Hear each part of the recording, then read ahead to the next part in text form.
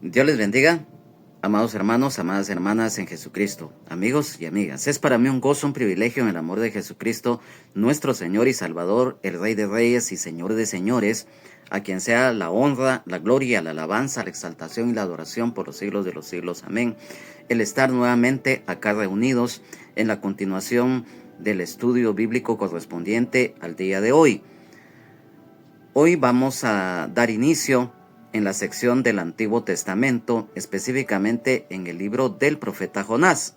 Ya todos conocemos a través de la lectura y el estudio bíblico quién era el profeta Jonás, pero hoy lo vamos a profundizar de tal manera que, como siempre lo hemos mencionado, que un estudio bíblico, el objetivo es ese, el dar a conocer en forma profunda lo que es la esencia de la palabra de Dios. Todo lo que es la base específica de las Sagradas Escrituras en una forma explícita bajo la guianza y la revelación de la palabra de Dios por parte del Espíritu Santo. Y hoy que damos inicio, ya en el anterior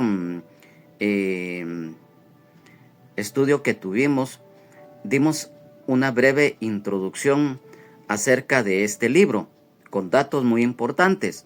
Y hoy, ya en el inicio del mismo, en el capítulo número 1 de los versículos 1 al 7, siempre bajo la cobertura del Padre, del Hijo y del Espíritu Santo, del Ministerio Rama de Olivo, de la colonia La Ceiba, zona 10 del municipio de Misco, del departamento de Guatemala, te pido hoy que me acompañes en la lectura de estos versículos que hoy el Señor nos va a dar la enseñanza, y que nuestro anhelo en el amor de Jesucristo, que este estudio sea de bendición para todos, ya que lo importante es que esta palabra llegue a nuestras vidas, sea escrita y grabada en nuestros corazones, en nuestra mente, espíritu, alma, cuerpo y todo nuestro ser, para ponerla por obra. Y aquel y aquella que no conozca de la gracia y misericordia de Dios, a través de este estudio pueda conocer también lo que es la palabra de Dios, lo que significa las buenas nuevas de salvación, porque también a través de un estudio bíblico también se da a conocer las buenas nuevas de salvación en Jesucristo. Y entonces, hoy no es la excepción. Te pido que me acompañes con toda reverencia en la lectura de los versículos que hoy vamos a estudiar. Honrando al Padre, al Hijo y al Espíritu Santo. Dice así la palabra de Dios en el libro del profeta Jonás, capítulo 1, versículos 1 al 7. Jonás huye de Jehová. Vino palabra de Jehová a Jonás, hijo de Amitai, diciendo: levántate y ve a Nínive, aquella gran ciudad, y pregona contra ella, porque ha subido su maldad delante de mí. Y Jonás se levantó para huir de la presencia de Jehová a Tarsis, y descendió a Jope, y halló una nave que partía para Tarsis, y pagando su pasaje entró en ella para irse con ellos a Tarsis, lejos de la presencia de Jehová. Pero Jehová hizo levantar un gran viento en el mar, y hubo en el mar una tempestad tan grande que se pensó que se partiría la nave. Y los marineros tuvieron miedo, y cada uno clamaba a su Dios, y echaron al mar los enseres que había en la nave para descargarla de ellos. Pero Jonás había bajado al interior de la nave y se había echado a dormir. Y el patrón de la nave se le acercó y le dijo: ¿qué tienes, dormilón? Levántate y clama a tu Dios. Quizá él tendrá compasión de nosotros y no pereceremos. Y dijeron cada uno a su compañero: venid y echemos suertes, para que sepamos por causa de quién nos ha venido este mal. Y echaron suertes, y la suerte cayó sobre Jonás. Amén. Hoy, en el inicio de este libro, como lo reiteramos, a través del tiempo, sin duda alguna, ya hemos leído este libro, ya hemos escuchado prédicas o hasta incluso estudios bíblicos profundos de este libro, pero hoy lo vamos a profundizar en una manera que definitivamente esto nos dé a conocer lo que en realidad este libro nos da de la enseñanza para que nosotros pongamos por obra la palabra de Dios, ya que este libro, además de que nos habla del profeta, nos habla de Nínive, nos habla del imperio asirio, nos habla también del pueblo de Israel, porque acá a través de este estudio también hay una simbología del pueblo de Israel y también una simbología del Señor Jesucristo, pero ya a través de los versículos que vayamos estudiando y a través de las reuniones que tengamos, lo vamos a ir conociendo y dando a conocer. El día de hoy, definitivamente, en el caso del profeta Jonás, como lo mencionamos, muy conocido. Y en primer lugar, este nombre Jonás procede del idioma hebreo, Yona o Yoná, con H al final, el cual significa paloma. Y en este caso se cree que este profeta nació en los inicios del siglo IX antes de Cristo, y en la ciudad de Gat Efer, en Galilea. También, como las fechas son aproximadas y no exactas debido a que el tiempo de la historia ha sido extenso, y muchas veces cuando damos a conocer datos con fechas, cuando son ya comprobables tanto desde el punto de vista bíblico como secular, pues lo hacemos ver, pero cuando damos fechas aproximadas también son muy importantes, valga la redundancia, y por lo tanto, en el caso de Jonás, sabemos que él predicó alrededor del 793 y 758 antes de Cristo, y que durante el reinado de Jeroboam II, rey de Israel, del 790 al 749 antes de Cristo, el reinado de este rey Jeroboam II en Israel. Y sin confirmar, se sabe que aproximadamente en el año 788 antes de Cristo fue cuando el profeta Jonás fue a predicar a Nínive. Ya sabemos que él lo hizo de mala gana, lo hizo en una forma que no era correcta ante los ojos de Dios, pero lo hizo. Pero esto lo vamos a ir conociendo a través del relato. Acá también sabemos que aunque este libro del profeta Jonás específicamente no menciona el nombre del rey de Nínive, estudios teológicos y seculares sitúan este evento entre el reinado del declive del imperio asirio, muy específicamente entre los reinados del rey Adad Nirari III y Asur-Dan III. Entonces, acá en el versículo número 1 dice: vino palabra de Jehová a Jonás, hijo de Amitai, diciendo. Acá definitivamente nos damos cuenta cuando dice vino palabra de Jehová. Principalmente en los libros del Antiguo Testamento hay muchas secciones en cuanto cuando Dios habla. Por ejemplo, se menciona muchas veces, como dice acá, vino palabra de Jehová, y también habló Jehová o dijo Jehová.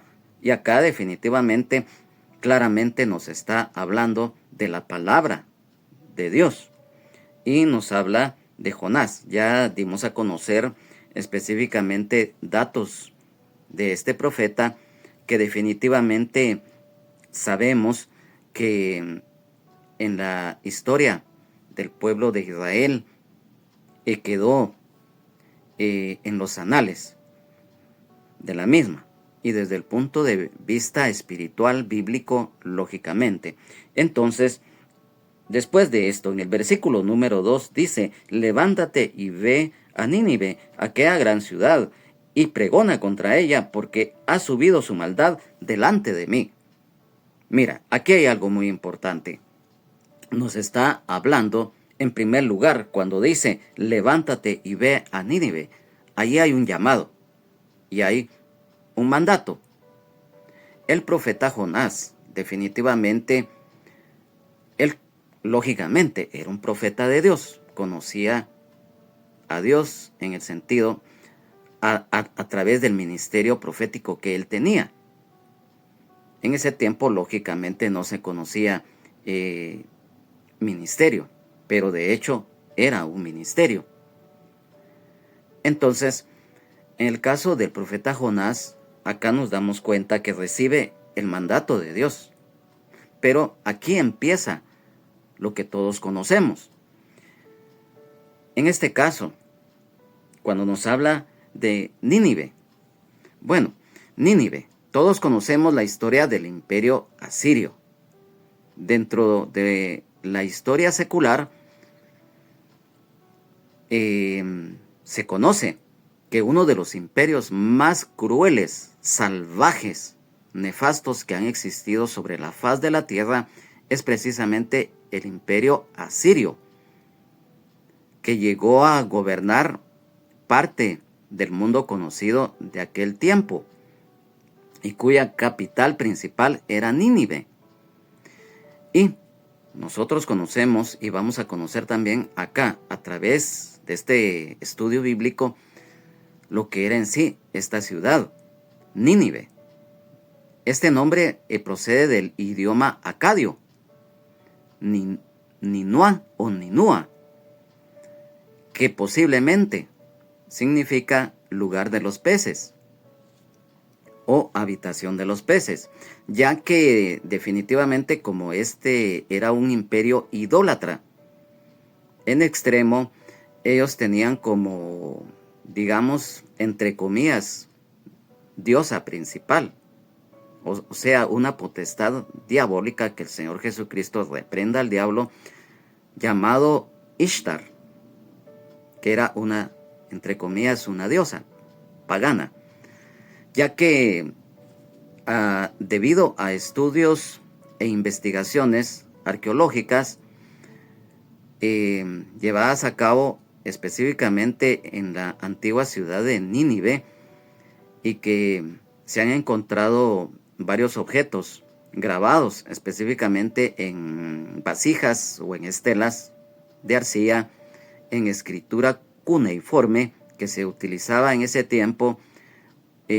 Por lo regular, en sus grabados, en sus dibujos, muestran un pez dentro de una casa, y el idioma que hablaban en ese tiempo en el imperio asirio era el acadio, con raíces hurritas. Y recordemos que Nínive fue la capital del imperio asirio y que fue famosa por su biblioteca, que era muy amplia, que fue fundada por el rey Assurbanipal. Y la ciudad se encontraba a orillas del río Tigris, en la actual provincia de Mosul, en Irak, en la actualidad, como lo reiteramos. Nínive era una ciudad, una metrópolis en aquel tiempo, muy inmensa, descrita como una gran riqueza desde el punto de vista material, pero también, como lo dijimos, era una ciudad conocida por su extrema crueldad, siendo un punto crucial entre Oriente y Occidente en ese tiempo, ya que gran parte de la ciudad de Nínive en la actualidad se encuentra en un suburbio de la ciudad de Mosul, en Irak, en donde se encuentra un complejo de ruinas que es los vestigios de la antigua ciudad de Nínive. Bueno, Y es que mira, yo te voy a decir algo. En esta ciudad, lamentablemente, fue cuna de idolatría extrema. Pero cuando el profeta Jonás fue enviado, el imperio asirio se encontraba en decadencia.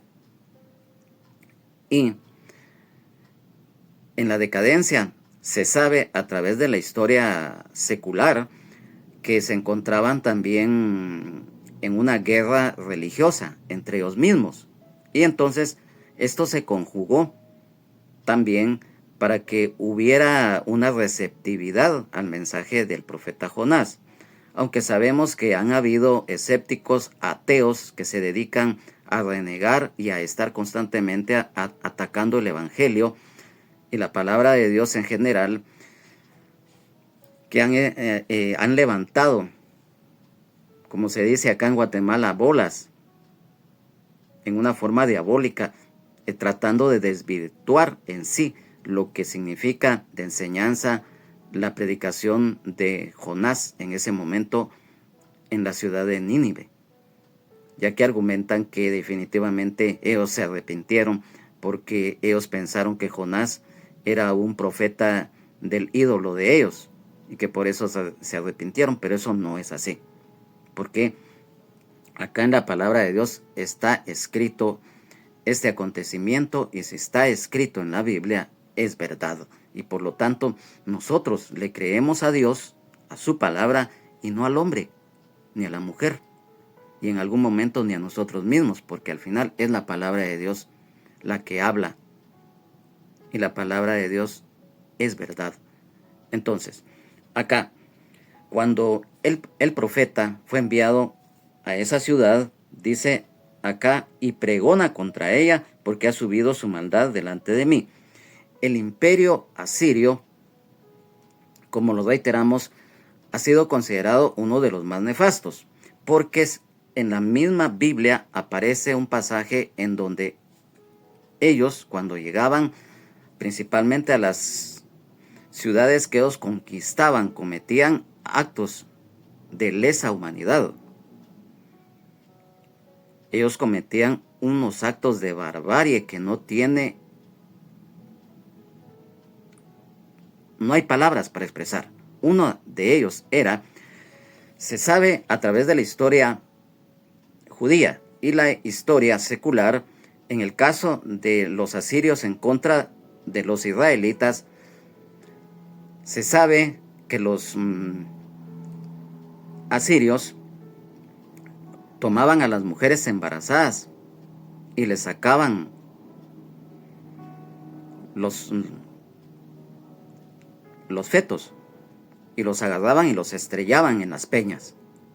Y a los niños, no importando si eran de brazos o de 4, 5, 7 años, los agarraban de las piernas y los estrellaban en las peñas. Esto también lamentable y tristemente se ha dado en los conflictos armados internos de muchos países, que los ejércitos terrenales de esos países han cometido actos, genocidios, crímenes de lesa humanidad, y esto lo cometió también el imperio asirio con todos los que ellos conquistaban y específicamente con el pueblo de Israel. Tomaban a los niños y los estrellaban en las peñas, porque con eso ellos decían que estaban como una especie de curarse en salud.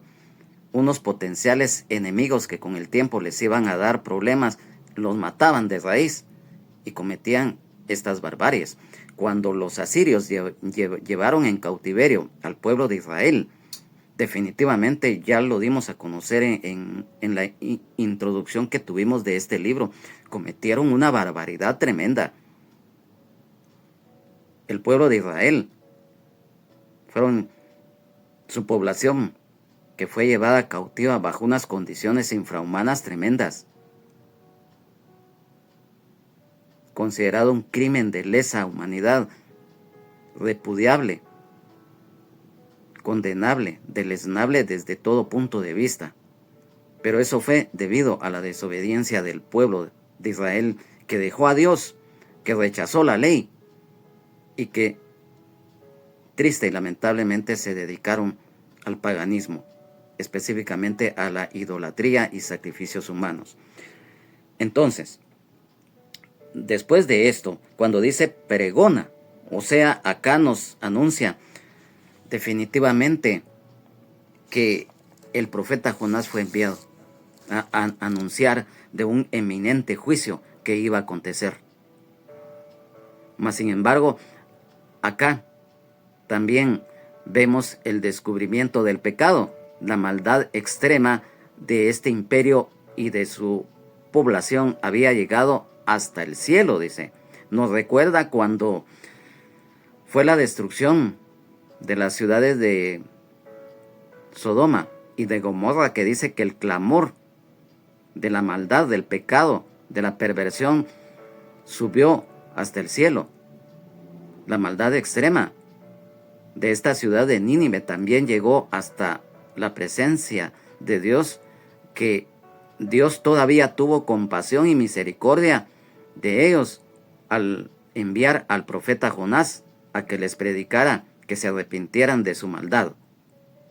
Y luego, en este versículo número 3 dice, y Jonás se levantó para huir de la presencia de Jehová a Tarsis, y descendió a Jope, y halló una nave que partía para Tarsis, y pagando su pasaje entró en ella, para irse con ellos a Tarsis, lejos de la presencia de Jehová. Mira, aquí viene uno de los puntos muy importantes y que hoy en día también se viven. ¿Y por qué decimos esto? Jonás huye, evadiendo su responsabilidad ante Dios, ya que estaba siendo enviado.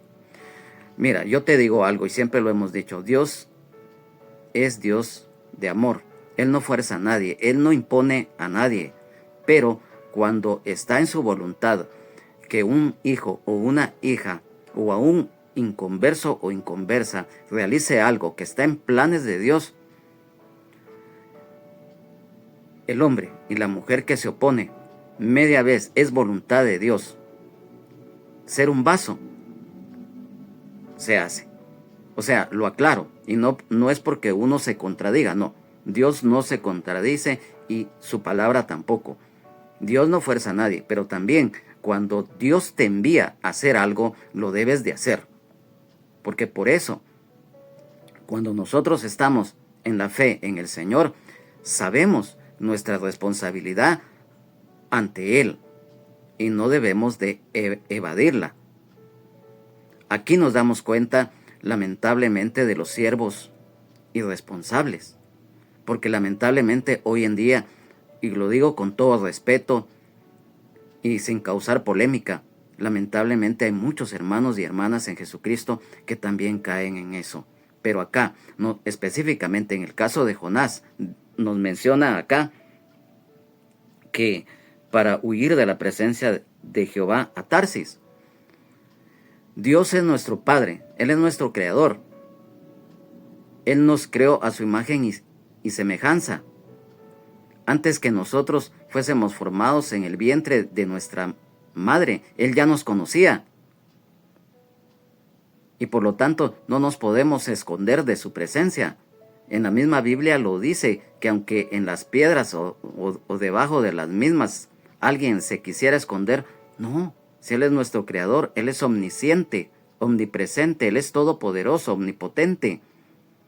Y por lo tanto, si alguien pretende esconderse, o aún, como la misma palabra del Señor dice que si te remontares como el águila y en las estrellas hicieres tu nido, de ahí te echaré. O sea, no se puede huir de la presencia de Dios. Del hombre, de la mujer nos podemos esconder, pero de Dios no. Entonces, acá nos habla de Tarsis. Tarsis definitivamente es una región en la península ibérica. Es una ciudad portuaria, muy antigua. Y en la antigüedad, cuando se mencionaba Tarsis, automáticamente se identificaba como España. Pero Tarsis es una región que forma parte de España. Entonces, a ese lugar definitivamente fue que el profeta Jonás quería huir. Y nos habla acá que descendió a Jope. Todos conocemos la ciudad portuaria que habla también específicamente en el libro de Hechos de los Apóstoles, en el capítulo 9, versículo 36, en el cual, para que sea a manera de referencia, vamos a dar a conocer lo que está escrito acá, específicamente en el libro de Hechos de los Apóstoles que mencionamos, porque dice acá en el versículo número, específicamente Hechos de los Apóstoles, capítulo 9 y versículo número 36, dice: Dorcas es resucitada. Había entonces en Jope una discípula llamada Tabita, que traducido quiere decir Dorcas. Esta abundaba en buenas obras y en limosnas que hacía. Acá se menciona pues esta ciudad, que era una ciudad portuaria y que existe todavía en lo que se conoce hoy la ciudad de Haifa en Israel. Entonces, acá nos habla también que en este versículo número 3, y halló una nave que partía para Tarsis, y pagando su pasaje entró en ella para irse con ellos a Tarsis, lejos de la presencia de Jehová. Entonces nos damos cuenta, una nave comercial. Recordemos que en ese tiempo el comercio marítimo era constante y era muy común en ese tiempo, y sin duda alguna existía mucho un movimiento comercial entre esta parte de Israel y la región de la península ibérica, específicamente en el puerto de Tarsis. Y aquí nos habla, como lo dijimos, que lamentablemente el alejarse de Dios espiritual es muy lamentable hoy en día. Y esto fue lo que hizo también el profeta Jonás, el alejarse terrenalmente. Y también nos habla del descuido del deber, porque el profeta Jonás tenía una misión que no quería cumplir. Entonces, aquí también el menosprecio del ministerio, porque Jonás era un profeta, y lo volvemos a reiterar, si bien es cierto, en ese tiempo no se conocía específicamente esta palabra ministerio, pero de hecho ya existía en sí. Entonces, ¿y por qué decimos esto? Porque los dones ministeriales los concede Jesucristo, nuestro Señor y Salvador, el Rey de Reyes y Señor de Señores, y dentro de los 5 ministerios específicamente está el de profeta. Entonces, en el Antiguo Testamento también existieron los profetas. Y entonces, o sea que de hecho, aunque todavía no se conocía como ministerio, pues ya existía, pues. Pero fue el Señor Jesucristo que específicamente ya en el tiempo del Nuevo Testamento, Él dentro de los dones ministeriales estableció también este ministerio profético.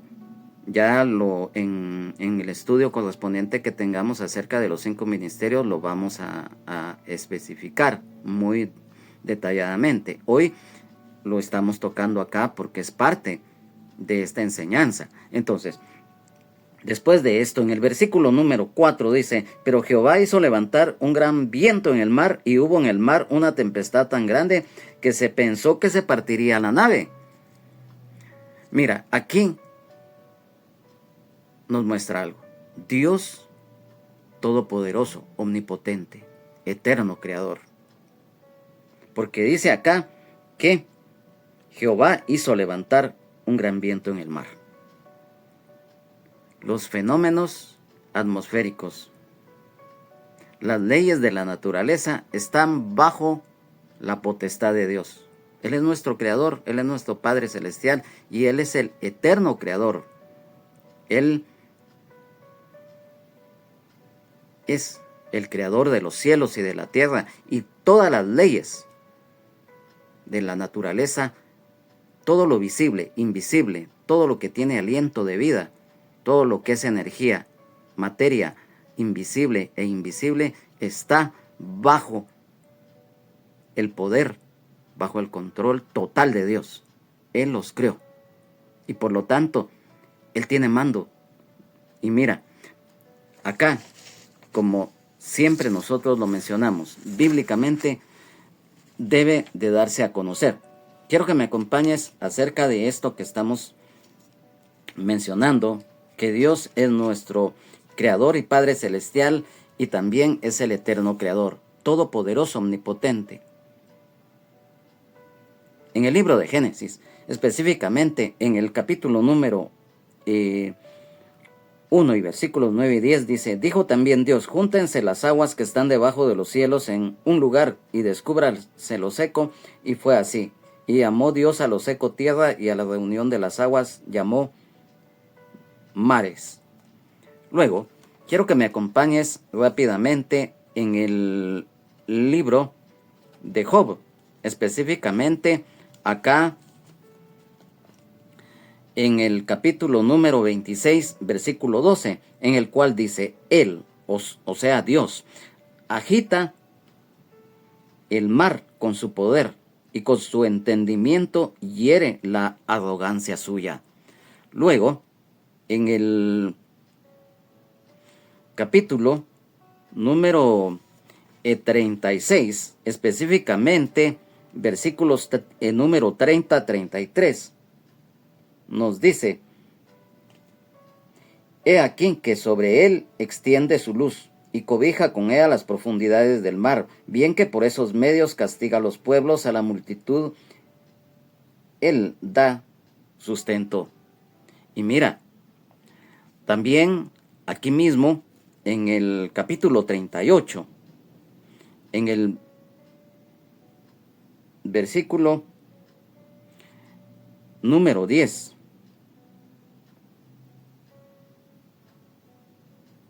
y 11, dice: y establecí sobre él mi decreto, le puse puertas y cerrojo, y dije: hasta aquí llegarás y no pasarás adelante, y ahí parará el orgullo de tus olas.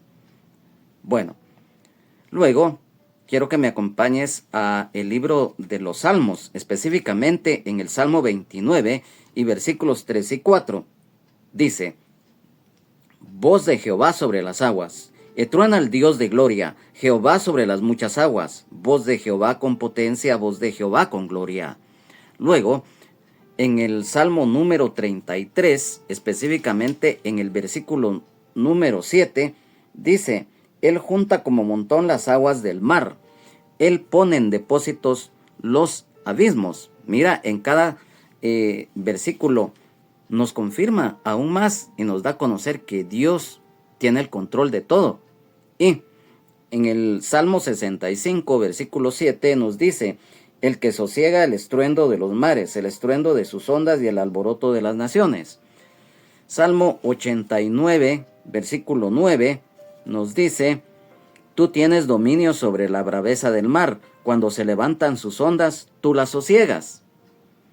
Luego, vamos inmediatamente al libro de Proverbios, en el capítulo número 8 y versículo 29. Dice: cuando ponía al mar su estatuto, para que las aguas no traspasasen sus mandamientos, cuando establecía los fundamentos de la tierra. Amén.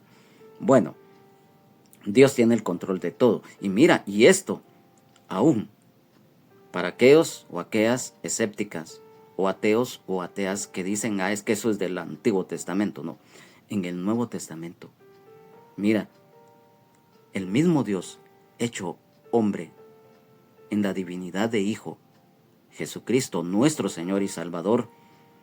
Mira lo que dice en el Evangelio de San Lucas, específicamente en el capítulo número 8 y versículo 22 al 25.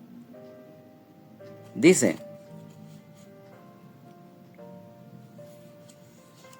acá lo dice específicamente San Lucas 8, 22 al 25. Jesús calma la tempestad. Acá, en el caso del profeta Jonás, se levantó, acá lo dice, dice, un gran viento en el mar, y hubo en el mar una tempestad. Mira, lo que dice es el Evangelio de San Lucas capítulo 8, versículos 22 al 25. Aconteció un día que entró en una barca con sus discípulos y les dijo: pasemos al otro lado del lago, y partieron. Pero mientras navegaban, él se durmió, y se desencadenó una tempestad de viento en el lago, y se anegaban y peligraban. Y vinieron a él y le despertaron diciendo: Maestro, maestro, que perecemos. Despertando él, reprendió al viento y a las olas, y cesaron, y se hizo bonanza, y les dijo: ¿Dónde está vuestra fe? Y atemorizados se maravillaban y se decían unos a otros: ¿Quién es este que aún a los vientos y a las aguas manda y le obedecen? El mismo Dios hecho hombre, Jesucristo. Él tiene el control de todo. Si Él los creó, ante Él se inclinaron las leyes de la naturaleza de su creador. Y acá en el libro de Jonás, definitivamente Dios permitió una tempestad, un viento. Y mira, acerca de la tempestad, en el Evangelio de San Marcos, específicamente en el capítulo número 4 y versículo 37 al 41, acerca de la tempestad, también dice: pero se levantó una gran tempestad de viento y echaba las olas en la barca, de tal manera que ya se anegaba, y él estaba en la popa durmiendo sobre un cabezal, y le despertaron y le dijeron: Maestro, ¿no tienes cuidado que perecemos? Y levantándose reprendió al viento y dijo al mar: Calla, enmudece. Y cesó el viento y se hizo grande bonanza, y les dijo: ¿Por qué estáis así amedrentados? ¿Cómo no tenéis fe? Y entonces temieron con gran temor y se decían el uno al otro: ¿Quién es este que aún el viento y el mar le obedecen? Nuevamente el mismo relato aquí está, pero hace énfasis en la tempestad. Entonces, aquí en este pasaje de Jonás vemos un paralelo con esto. Dios permitió, porque Él tiene el control de todo, y en el ministerio del Señor Jesucristo también sucedió algo parecido, pero bajo otra circunstancia, y el Señor Jesucristo reprendió al viento y sus discípulos se quedaron impresionados. O sea, Dios tiene el control de todo, y por lo tanto acá Él lo permitió con un propósito, debido a la desobediencia de parte de Jonás. Y acá en el versículo dice: una tempestad tan grande que se pensó que se partiría la nave. Y mira, y es que era lógico, ya contra estos fenómenos atmosféricos, ala, qué tremendo fue eso. Y en el versículo número 5 dice: y los marineros tuvieron miedo, y cada uno clamaba a su Dios, y echaron al mar los enseres que había en la nave para descargarla de ellos. Pero Jonás había bajado al interior de la nave y se había echado a dormir. Mira, aquí también hay algo muy importante. Este mismo pasaje también nos recuerda el pasaje cuando el apóstol Pablo, cuando iba en una embarcación, hubo una tempestad. Esto está relatado en el libro de Hechos de los Apóstoles, en el capítulo 27, en los versículos 18 y 19 y en el 38. Todos lo conocemos, ya lo hemos leído. Esta tempestad fue casi similar, pero con propósitos diversos. Ya que acá en este versículo número 5 nos habla de los marineros, tuvieron miedo. Acá los marineros representan una figura de lo que hoy son los obreros en la labor de la obra de Dios. Y estos marineros eran gentiles, porque a ellos acá dice, tuvieron miedo y cada uno clamaba a su Dios. O sea, ellos eran gentiles y eran idólatras y tenían un temor pagano. Entonces, acá nos damos cuenta que lamentablemente, pues como estos marineros no conocían de Dios, había ignorancia en ellos. Y definitivamente había, lógicamente, ceguera, sordera espiritual había incredulidad porque ellos no conocían de Dios. Ellos confiaban en dioses falsos. Mas sin embargo, ellos tuvieron miedo porque era normal en ese momento con las olas del mar y la tempestad tremenda. Y entonces dice acá que debido a la tempestad, echaron al mar los enseres que había en la nave para descargarla de ellos, porque seguramente si no lo hacían se iba a hundir, similar a lo que ocurrió, como lo que está escrito en el libro de Hechos de los Apóstoles que mencionamos, en el caso del apóstol Pablo, que también ellos los de la nave tuvieron que tirar todo lo que estaba en la nave y para que no se hundiera. Entonces mira, aquí nos damos cuenta que en este caso los obstáculos, los estorbos en ese momento era lo que llevaban de carga, lo tuvieron que tirar al agua, porque si no se iban a hundir. Y acá también mira, cuando dice, pero Jonás había bajado al interior de la nave y se había echado a dormir, la irresponsabilidad, la ociosidad, según él que estaba huyendo de la presencia de Dios, pero no era así. Y mira, muchas veces la irresponsabilidad trae males a las personas que no tienen nada que ver. Si Dios permitió también que esto sucediera con estas personas que no conocían de Él y que iban en esta nave, fue con un propósito también, porque al final también ellos se salvaron. Pero ya lo vamos a dar a conocer cuando lleguemos a estos versículos. Luego de esto, en el versículo número 6 dice, y el patrón de la nave se le acercó y le dijo, ¿qué tienes, dormilón? Levántate y clama a tu Dios, quizá Él tendrá compasión de nosotros y no pereceremos. El capitán de la nave, hay una reprensión mundana y la molestia de los que iban en la nave. Y aquí hay algo muy importante.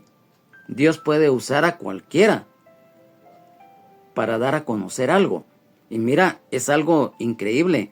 La exhortación a clamar a Dios por ayuda de parte de un inconverso. En ese momento, el capitán de la nave era inconverso, pues. Y él le da una exhortación, mira, a un creyente, en este caso a Jonás, que él sí conocía de Dios, mas sin embargo, mira lo que estaba pasando debido a su desobediencia y rebeldía. Entonces, cuando él, o sea, el capitán de la nave, hace esto, es un recordatorio de asumir con responsabilidad el mandato que Dios le había dado, en el caso de Jonás.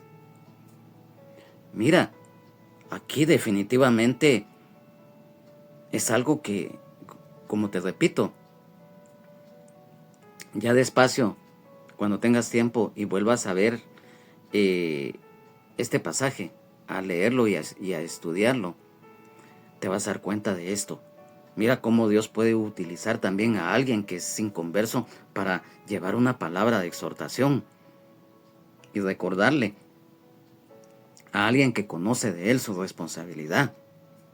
Y aquí, de hecho, sucedió. Y mira, en el versículo número 7, dice, y dijeron cada uno a su compañero, venid y echemos suertes, para que sepamos por causa de quién nos ha venido este mal, y echaron suertes, y la suerte cayó sobre Jonás. A través del tiempo de la historia de la humanidad ha existido lo que nosotros conocemos como la superstición. Y dentro de eso, cada cultura por lo regular se conoce por muchas tradiciones, por muchas costumbres, y mucho de ello es pagano. Y en el caso de echar suertes, esto desde el punto de vista mundano, desde el punto de vista terrenal, sabemos que a manera de ejemplo, cuando yo era muy niño, tanto en la escuela como con mis amiguitos, pues, ¿verdad? Se usaba mucho lo que era el dado, que era un objeto así cuadradito, algo pequeño, y habían también de un tamaño más mayor. Y en cada esquina de ese dado, que era un cuadrado pequeño, habían unas chibolitas, por decirlo así, dibujadas. Digamos, de un lado habían dos, en otros cuatro, en otros seis, y en otras había solo una. Y se decía, bueno, ¿cuánto apostamos? Tiramos al dado. Se hacía así, se jugaba con la mano el dado, y se lanzaba así, ya sea a una mesa o al suelo, y según la cantidad que diera al caer de cara, pues ganaba, pues. Entonces, eso se ha practicado mucho a través de la historia en muchas maneras y con muchos objetos. Y en el caso de echar suertes, recordemos que también en el pueblo de Israel, en cierta medida, se permitía. Y esto nos recuerda también que se aplica mucho el echar suertes en el caso escrito acá en la Biblia, y nos recuerda el caso del Urim y Tumim. Pero el Urim y el Tumim sabemos que no era cuestión de juegos de azar o cuestiones de que buena suerte o mala suerte. No, siempre lo hemos manifestado, y esto no es porque nosotros queramos imponer lo que pensemos, no, pero a la luz de la palabra de Dios no existen ni buena ni mala suerte, ni coincidencia ni casualidad. Es la voluntad de Dios que permite las situaciones sean cual sean. No hay, como les repetimos, a la aventura, coincidencia, casualidad, buena o mala suerte. No, es la voluntad de Dios. Eso está comprobado. Entonces, mira acá, yo te digo algo. En el caso del Urim y el Tumim, todo lo conocemos, que eran dos piedras que utilizaba el sacerdote para eventos especiales, o cuando se necesitaba consultar algo de una manera especial, y que Dios muchas veces no daba una respuesta a través del profeta o del sacerdote mismo. El sacerdote, dentro de sus vestiduras, llevaba lo que era el efod, que era un chaleco, y en el chaleco, todo lo hemos leído y lo sabemos, que llevaba al frente una hilera con 12 piedras que representaban las 12 tribus de Israel, y en una sección del mismo chaleco llevaba un apartado en donde él guardaba una bolsita con las dos piedras llamadas Urim y Tumim, que eran usadas en casos muy especiales. Hoy pues ya no se usan, pero en aquel tiempo sí se usaban, y se sabe que fue un pasaje que se sabe que hemos leído, es en el caso de Acán, en el libro de Josué, específicamente. Josué, todos lo conocemos, que fue un líder de Israel, el sucesor de Moisés. Entonces, en esa ocasión se sabe que se tuvo que utilizar el Urim y el Tumim, aunque no esté escrito literalmente, pero se deduce que haya sido por medio de eso que Dios dio a conocer quién era el que tenía la culpa, por qué de la mortandad que estaba causando ya estragos en el pueblo de Israel debido al pecado de Acán específicamente. Entonces, nos damos cuenta acá, el echar suertes, el descubrimiento del pecado. ¿Por qué? Porque a través de esto, mira, cómo Dios en algún momento, lo dijimos, Él tiene el control de todo. A través de este método, de estos marineros, que eran inconversos, eran gentiles, ellos no eran judíos, eran idólatras, eran supersticiosos. Aquí no especifica cómo lo hicieron ni nada, solo dice que echaron suertes. Y ahí, mira cómo Dios, independientemente, porque a la postre no fue por las suertes que hayan echado, sino que Dios les mostró cuál era el motivo por el cual estaba pasando esto.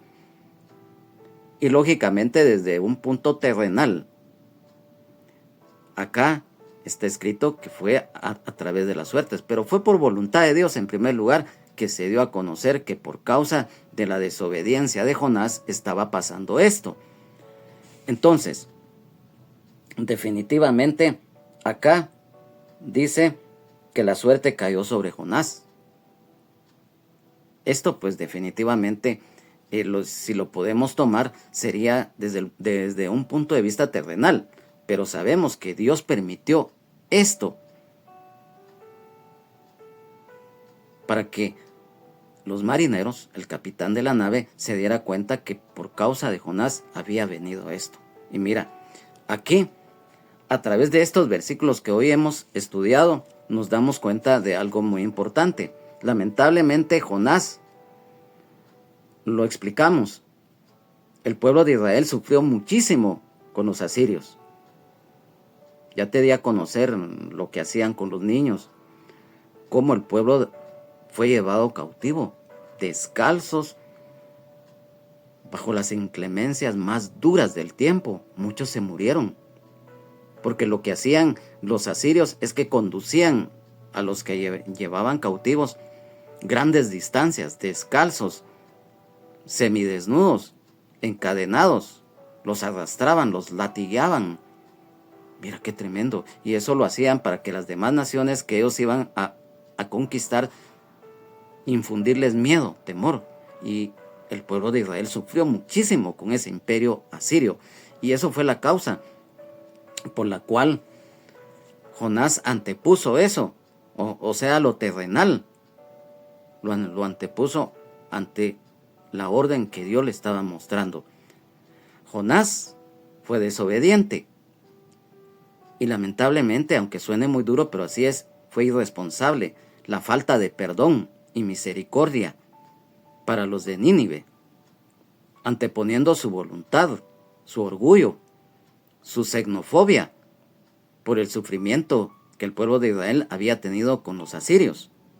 Y aquí es lo contrario a lo que sí hizo Jesucristo, el Hijo de Dios, porque Él sí, o sea, el plan de salvación diseñado por el Padre antes de la fundación del mundo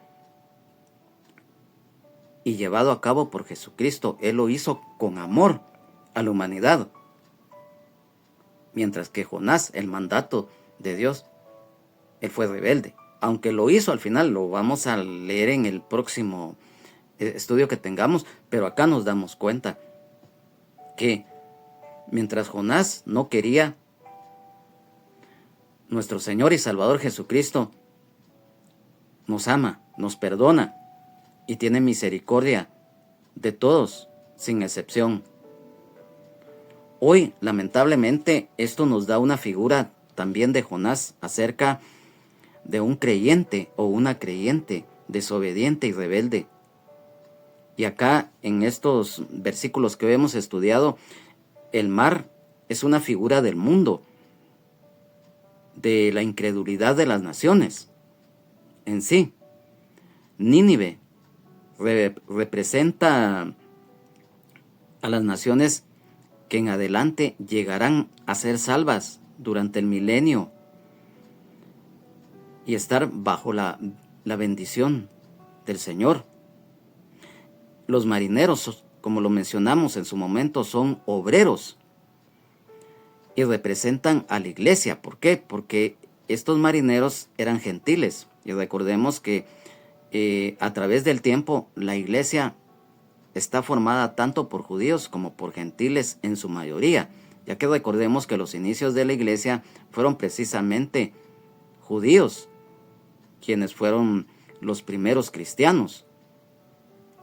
Y también nos damos cuenta de que en este caso, que Jonás representa también al pueblo de Israel. ¿Por qué? Porque Israel rechazó a Dios en su momento, se olvidaron de la ley mosaica, la desecharon y se dedicaron al paganismo. Se contaminaron con las naciones paganas que Dios les había advertido antes de entrar a Canaán que no se contaminaran con ellos. Pero se contaminaron a tal extremo que rechazaron, como les reiteramos y lo leemos a la luz de la palabra, la ley, desecharon a Dios. Se dedicaron al paganismo, a la idolatría extrema, a hacer actos abominables ante los ojos de Dios, a los ritos paganos, y vino sobre ellos el juicio porque en el caso de las 10 tribus del norte, cuya capital era Samaria, estas tribus fueron llevadas cautivas a Asiria. Y en el caso de Judá y Benjamín, posteriormente, a pesar de ver lo que le había acontecido a las tribus del norte como se conocían, ellos no, en lugar de arrepentirse, más bien dice la misma palabra que se encendieron más en su lascivia, en el aspecto espiritual y en todo aspecto, y finalmente fueron también llevados cautivos a Babilonia, al final por parte del rey Nabucodonosor II. Entonces, hoy es nuestro anhelo y deseo en el amor de Jesucristo que este estudio bíblico haya sido de bendición. A nombre de el hermano Benjamín Omar Morales, pastor general, su esposa Lunisol Castellanos de Morales, toda la congregación en general del Ministerio Ramá de Olivo, de la colonia La Ceiba, zona 10 del municipio de Misco, departamento de Guatemala, de su servidor, su hermano en Jesucristo y amigo Juan Carlos Hernández Jiménez. Es nuestro anhelo, en el amor de Jesucristo, nuevamente estar con ustedes en el próximo estudio bíblico. Y recuerda, Jesucristo es el mismo de ayer, hoy y siempre por los siglos de los siglos. Amén. Solo Jesucristo salva, sana, liberta y nos da vida eterna en abundancia. Amado Padre Celestial, hoy te damos gracias por esta palabra que hoy nos has dado. Te alabamos, te adoramos, te bendecimos y te glorificamos. Señor, hoy con todo nuestro corazón te pedimos que esta palabra sea de bendición tanto para aquel hermano y aquella hermana en Jesucristo que persevera en tu palabra, por aquel caído o caída de la gracia que se encuentra hoy padeciendo quizás desobediencia y que se pueda reconciliar contigo, y por aquel y por aquella que no te conoce, hoy te pedimos, Señor, que seas tú tomando el control total de sus vidas y que te conozcan y que tu luz admirable llegue hoy a sus vidas. Hoy con todo nuestro corazón te damos gracias, Señor, porque esta palabra ha sido de gran bendición y te pedimos, Señor, si no has venido por nosotros, tu iglesia en el rapto, que sigamos adelante, porque en ti, Señor Jesús, somos más que vencedores. Gracias, Espíritu Santo, porque esta palabra es revelada por ti. Gracias, Señor. Gracias, Padre. Gracias, Señor Jesús. Gracias, Espíritu Santo. Amén, amén y amén. Bendiciones y sigamos adelante en victoria en Jesucristo. Amén, amén y amén.